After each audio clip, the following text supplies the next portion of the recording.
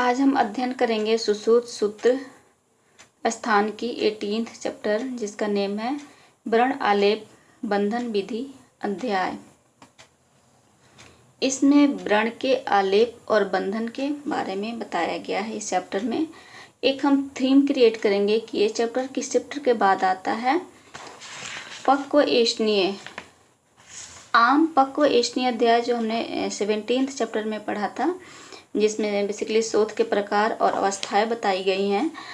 अब एक हम थीम ये क्रिएट कर रहे हैं, हम जो स्वपच यानी कि जो चंडाल ये है, तस्कर वृत्त और चंडाल जो वैद के बारे में बताया गया है, वो क्या करते हैं कि पक्व शोथ को जब उपेक्षा कर देते हैं अपक्व समझ करके, तो वहाँ पे उपद्रव उत्पन्न हो जाते हैं, व्रण, ठीक है, नाड़ी व्रण। तो अब उस नाड़ी व्रण पे हम चाह रहे हैं उसको ठीक करने की कोशिश कर रहे हैं, इस पे आलेप लगा रहे हैं और आलेप के बाद बंध की प्रधानता बताई गई है।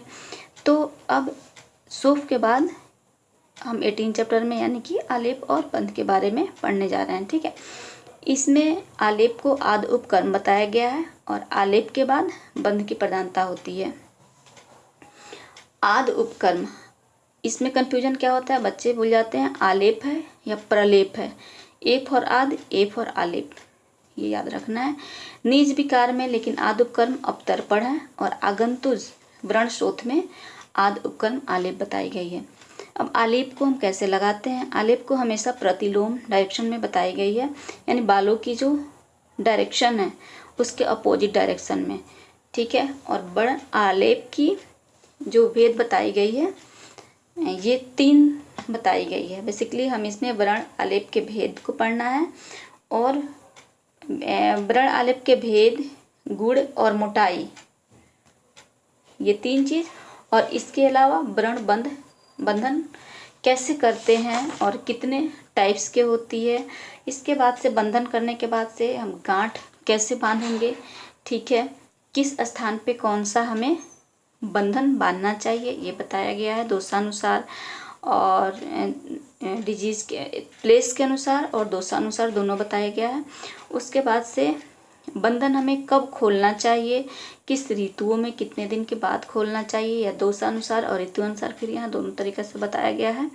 इसके बाद से कहाँ पे हमें बंधन नहीं करना चाहिए, यानी कि बंधन के कंट्राइंडिकेशन भी बताए गए हैं और बंधन योग्य व्रण कौन कौन से होते हैं, और पुय निकालने का तरीका भी बताया गया है कि किस दोष में हमें कितने बार पुय को निकालना चाहिए। तो हम सबसे पहले यहाँ स्टार्ट करेंगे व्रण आलेप की भेद, जो कि बहुत इम्पोर्टेंट है। इसकी टाइप्स कितना है, 3 टाइप्स है। BHU 2013 में पूछी गई है, प्रलेप, प्रदेह और आलेप। प्रलेप, प्रदेह और आलेप, इसमें 3 चीजें बताई, याद रखनी है। बेसिकली ये कैसी है, शीत है या उष्ण है, और इसकी मोटाई कैसी है, तनु, बहल, मध्यम, तीनों में रिस्पेक्टिवली ये देखनी है। और ये विशोषी है, अविशोषी है, और कौन से दोष को सामक या प्रसादक करती है, ठीक है। अब प्रलेप के बारे में हम देखते हैं। प्रलेप क्या है, ये तनु होता है, ठीक है, तनु होता है यानी कि पतला होता है प्रलेप, और इसमें 2 चीजें आती है एक साथ, अविशोषी विशोषी, ठीक है, तनु अविशोषी विशोषी।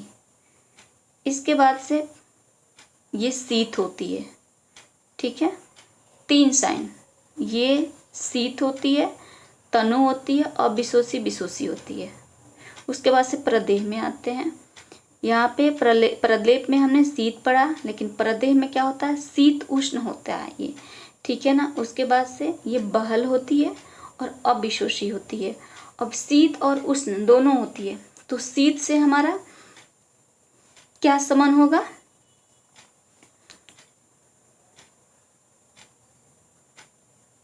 शीत और उष्ण, प्रदेह में शीत और उष्ण बताई गई है, ये बहल होती है, अविशोषी होती है, और ये वात श्लेष्मा का प्रशमन करती है, ठीक है। आलेप मध्यम बताया गया है और ये रक्तपित्त को प्रसादन करती है। आलेप रक्तपित्त को प्रसादन करती है। हम ऐसे याद करेंगे इसको, बेसिकली जो आलेप है, आलेप हमारा आद्य उपक्रम था, ठीक है, आद्य उपक्रम। तो आद्य उपक्रम में क्या है हमारा, ये मध्यम है, ठीक है। आधे उपक्रम है, मध्यम है।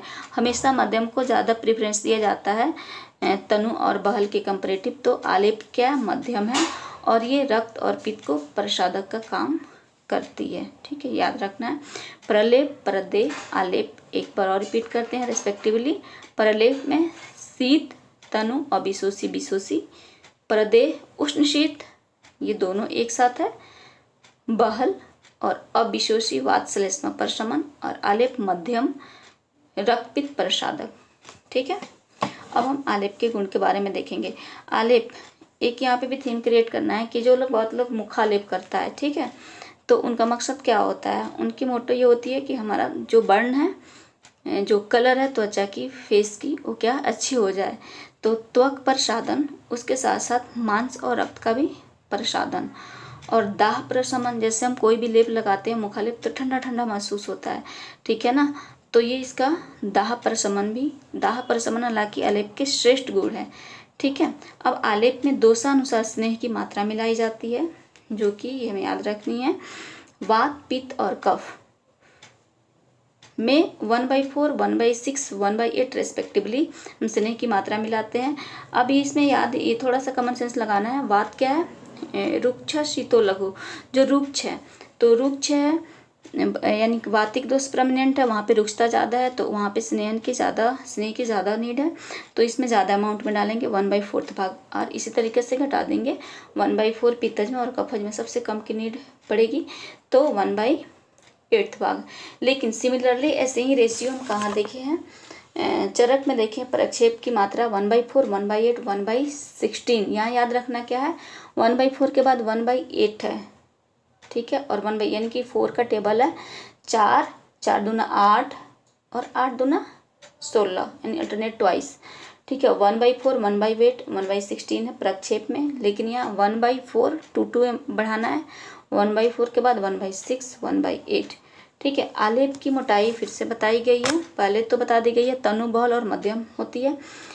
फिर से क्या बताई गई है, माहिस चर्म उत्सेधम परमाणम, ये आलेप की मोटाई बताई गई है। चरक ने त्रिभाग अंगुष्ठ की मात्रा बताया है और वाग्भट और सारंगधर ने, ये दोनों ने दोषा अनुसार, विष के अनुसार और वर्ण्य, ये दोषग्न, विषग्न और वर्ण्य 3 टाइप के बताए हैं, जिसमें अंगुल प्रमाण में बताई गई है आलेप की मोटाई, जिसकी दोषग्न, विषग्न और वर्ण्य रेस्पेक्टिवली 1/4, 1/3 और 1/2 अंगुल है। ये बच्चे बहुत भूल जाते हैं, इसका याद करने का सिंपल तरीका क्या है, देखो दोष कितने बताए हैं सुश्रुत जी ने हमारे, 4, वातज, पित्तज, रक्तज और कफज, तो 4 आएगा इसमें 1/4। फिर आता है वर्ण्य, यानी कोई भी हम आलेप लगाते हैं तो हमारा मोटो क्या होता है, बेसिकली हमारा मेन मकसद क्या होता है, जो लोग एक कॉमन जो काले लोग होते हैं आलेप लगाते हैं कि हम गोरे हो जाएंगे, तो इसमें 2 वर्ण है बेसिकली, तो इसमें 2 आएगा 1/2 अंगुल, और विषग्न में जो रिमेनिंग बच गया बीच का 1/3 अंगुल, ठीक है। आलेप का एक सही तरीका बताया गया है कि कभी भी बासी आलेप नहीं लगाना चाहिए, और आलेप को रात्रि में प्रयोग नहीं करना चाहिए, और तीसरा आलेप को कम्प्लीटली सुखाना नहीं है, एक्सेप्ट वहाँ जहाँ व्रण की पीड़न करनी हो, यानी कि जहाँ व्रण की पीड़न करनी है वहीं एक ऐसा प्लेस है जहाँ पे व्रण को सुखाना है, बाकी जगह पे सुखाना नहीं है। इसके बाद हम वर्णन करेंगे, यानी कि देखेंगे व्रण बंधन के बारे में, जो कि 14 टाइप्स बताई गई है। सुश्रुत ने 14 बताई है, वाग्भट ने 15 बताई है और चरक ने 2। अब हम जो वाग्भट ने जो 15 बंधन की टाइप्स जो बताई है, इसमें एक्स्ट्रा क्या है, उत्संग बंध, और जो चरक ने 2 बताई हैं वो क्या है, दक्षिणावर्त और वामावर्त बंधन। और यहाँ पे हम सुश्रुत का एक्सप्लेनेशन सही से देखेंगे, जो कि 14 टाइप है। ये बहुत ही सरल है, अगर कोडिंग के साथ हम याद करें कभी भी गलत होने की चांसेस नहीं है। मोस्टली बच्चे इसमें क्या होते हैं, गलती कर देते हैं। जो पहला देखते हैं, कोष में क्या होता है, कोष बंध जो होता है, बंधन ये कहाँ की जाती है, अंगुष्ठ, अंगुली, परवशु, ठीक है। कोष के साथ ही हम सिमिलरली स्थगिका को याद करते हैं, अंगुष्ठ, अंगुली, मिड्र, अग्रेशु, ये हम कैसे याद करेंगे दोनों को? दोनों में है क्या? अंगुष्ठ अंगुली, अंगुष्ठ अंगुली, लेकिन अस्थगिया के अंदर क्या है? मिड है। इसके साथ क्या एक थीम क्रिएट करेंगे, क्या करेंगे? कोर्स स्थगित एंड में होता है, यानी कि कोई भी कोर्स है, ठीक है, मान लीजिए MBBS है, BMS है, किसी कॉलेज ने अपना एक कोर्स लाया, उस कोर्स को लास्ट तक वो ट्राई करता है कि ये कोर्स हमारे कॉलेज में हम सारी क्राइटेरिया फुलफिल करें और हमारा रिजेक्शन ना मिले, ये कोर्स हमारे कॉलेज में चले, ठीक है। अगर ये सारा कंप्लीशन फुलफ़िल नहीं होने के बाद, यानी कि बहुत मेहनत करने के बाद भी नहीं फुलफ़िल होता है, तो एंड में क्या करनी पड़ती है? उस कोर्स को स्थगित करनी पड़ती है, एंड यहाँ से हम कोरिलेट करेंगे टिप्स, जो फिंगर टिप्स है, जैसे अंगूष्ठ हो गया, उंगली, ये सारे हमारे बॉडी के टिप्स ऑर्गन है, मिड रेशू, ठीक है। तो इससे बहुत अच्छे से हम याद कर लेंगे कोरिलेट करके। कोष स्थगिक, दोनों में अंगुष्ठ अंगुली है और स्थगिका में उसके साथ साथ मिड अग्रेसु है, 2 हमारा हो गया। उसके बाद से हम चलते हैं दाम में। दाम क्या है? संबाधे अंगे, इसको ऐसे याद करेंगे, दाम से संबंध बनता है, सिंपल सी बात है भाई, पैसे से आजकल संबंध बन रहा है सबको सब देख रहे हैं, ठीक है। तो दाम संबंध अंगे। उसके बाद से क्या है देखेंगे? स्वास्तिक, स्वास्तिक त है तो तल, यानी हस्त पाद तल, संधि कुर्चक भ्रू स्तनांतर तल, ठीक है, संधि कुर्चक भ्रू स्तनांतर तल में, यानी कि हाथ पाद तल में, और कर्णेशु में भी, ठीक है ना। कर्ण में जो है ये हमारा स्वास्तिक बंध बांधते हैं। इसके बाद आता है अनुवेलित, अनुवेलित यानी कि स्पाइरल, ये हमने सबने देखा है, हाथ पैर जब टूटता है तो बेसिकली यानी कि लॉन्ग बोन्स वाले, तो शाखासु, अनुवेलित, शाखासु में मुतोली। इसके बाद आता है मुतोली, ली लिंग में, ऐसे याद रखना, ली, दूसरा कहीं भी ली नहीं है, ली लिंग में, यानी कि उसके साथ ग्रीवा में भी होती है ये, ग्रीवा और मेड्र में। मंडल, ब्रीते अंगे, मंडल गोलाकार, गोले से याद रखना है, ब्रीते अंगे। उसके बाद से यमक, यमक किसको बोलते हैं?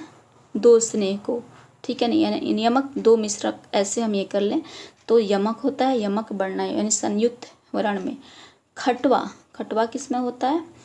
हनु शंख गंडेशु, इसको हम याद करेंगे कोड से, हनुमान ने गंड से शंख बजाया खट, हनुमान ने यानी कि हनु, गंड से गंडेशु, शंख बजाया यानी कि शंख प्रदेश में कैसे बजाया? खट, यानी खटवा बंद। उसके बाद से चीन बंद होती है अपांग में, यानी कि चीनी के, चाइनीज़ की आंखें अजीब सी, ठीक है। तो चीन अपांग प्रदेश में। विबंध, पृष्ठ और उदर में, इसको याद करेंगे। विबंध यानी कि कॉन्स्टिपेशन कहाँ होता है? उदर, और उदर से सटी क्या है? हमारा पृष्ठ है, तो वहाँ भी हमें क्या बांधना है? विबंध बंध बांधना है। हमने 11 पढ़ लिया। बितान, बितान कहाँ पे है? मूर्धनी पे, यानी कि ये कोड से याद ऐसे कर सकते हैं कि बच्चे कोई भी गलत काम करते हैं लेकिन इसका अंजाम ज़्यादातर किसको भुगतना पड़ता है? गार्जियन को, यानी कि सिर पे, गार्जियन के सिर पे बीतता है। तो बितान किस पे बीतता है? सिर पे, बितान मूर्धनी पे। गोफड़ा, ये बिल्कुल याद रखना है, चिबुक, नासा, ओष्ठ, बस्ती, गोफड़ा बांधते हैं, टी बैंडेज होता है, जैसे हाइड्रोसील वगैरह। गोफड़ा में चिबुक, नासा, ओष्ठ, एक इसको ऐसे सिंपल याद करना है, गोफड़ा में चिबुक, नासा, ओष्ठ, बस्ती। और एक और हमने क्या याद किया था इस तरीके से? स्वास्तिक, तल में जो था, तल के साथ क्या था? कर्ण में भी था, ठीक है ना। संधि कुर्चक भ्रू और तल, हस्तपाद तल और कर्णेशु में था स्वास्तिक। और गोफना किस में है? चिबुक, नासा, ओष्ठ और बस्ती प्रदेश में। फिर आता है पंचांगी, पंचांगी किस में बांधी जाती है? पंचांगी जो बंधन है जत्रु यानी ऊर्ध्व जत्रु में बांधी जाती है, याद करना है। पंचमुखी हनुमान जी जत्रु के ऊपर, यानी कि हनुमान जी के कितने मुख बताए गए हैं? 5 बताए गए। वो कहाँ होता है? जत्रु प्रदेश के ऊपर पाया जाता है। तो ये पंचांगी जत्रु ऊर्ध्व में, ठीक है। ये हमारी टोटल 14 टाइप्स की व्रण बंधन के बारे में हमने देखा। इसके बाद हम देखते हैं व्रण बंधन के बाद से जो गांठें लगती हैं, ये गांठें भी 3 तरीका की बताई गई, ऊर्ध्व, अधः और तिर्यक। ठीक है। स्थानानुसार बंधन की वैशिष्ट्य क्या है? जो टाइप्स इसमें बताई गई है, सुगाड़ बंध, संबंध और शिथिल बंध। सुगाड़ बंध क्या? जो टाइट बंधन से हम कोरिलेट कर सकते हैं, संबंधन। और उसके बाद से शिथिल बंधन। शिथिल बंधन क्या है? जो लूज, यानी कि सांस लेने पर क्या हिलता है, उसको शिथिल बंधन कहते हैं। सुगाड़ बंध। अब इसमें संबंध में क्या आता है कि बहुत सारी बंधन बताई गई हैं